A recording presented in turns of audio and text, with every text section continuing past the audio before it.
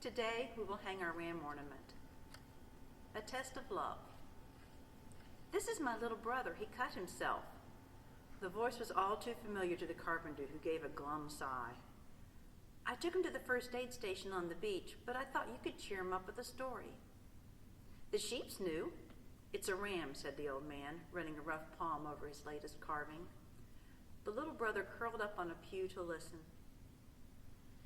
When Sarah gave birth to a son, oh yes, God kept his promise, Abraham called him Isaac, which means he laughed. The child must have taken after his mother, you see. Isaac was a fine boy, not like some you see nowadays. He was helpful to his mother, did as he was told, was good with animals, and was brave and handsome and clever.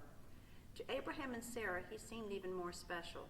Because they had waited so long for him, that is what made it all the harder. The morning was cold, but there were beads of sweat on Abraham's neck as he lashed a bundle of firewood to the donkey's back. Fetch me a big knife, Isaac, and a coil of rope. We have to go into the mountains and offer a sacrifice to God. It wasn't unusual. In those days, people often made burnt offerings on their altars. The first sheaf of harvest, the best lamb from the flock. It was a way of thanking God for his goodness.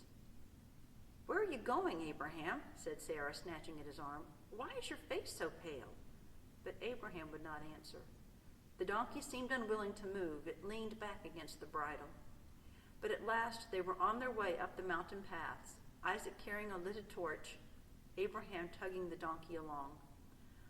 Oh, have we forgotten the lamb for the sacrifice? Asked Isaac, hoping they would not have to turn back.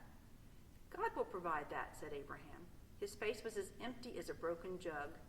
They didn't talk after that. The highest places are the holiest, so Abraham climbed up very high indeed. Then he piled up the firewood, turned awkwardly, and wrapped his arms round his son. It was something between a hug and a grab. Son, it's you. God wants you for the sacrifice. No laughter now from Isaac. Abraham bound him with the rope and laid him on the altar. The knife in one hand, he placed the other over his son's face over his eyes. His fist rose to make the blow. Quickly now, quickly, get it over, done, get it done. The tears in his eyes made rainbows of everything. Abraham, Abraham! The voice came from nowhere and from everywhere. Stop! Enough. Look. A nearby thorn bush shook. An animal bleated. A ram had tangled its horns in the bush and couldn't get free. Together, father and son dragged it to the altar and offered it up to God. Its blood stained them both. It had been a test, you see, to prove whether there was anything or anyone Abraham loved more than God, whether there was anything he would try to keep back from God. But you've carved the ram, not Abraham or Isaac. People might think Jesus was descended from a sheep. You know, the one that had to die. Don't be ridiculous.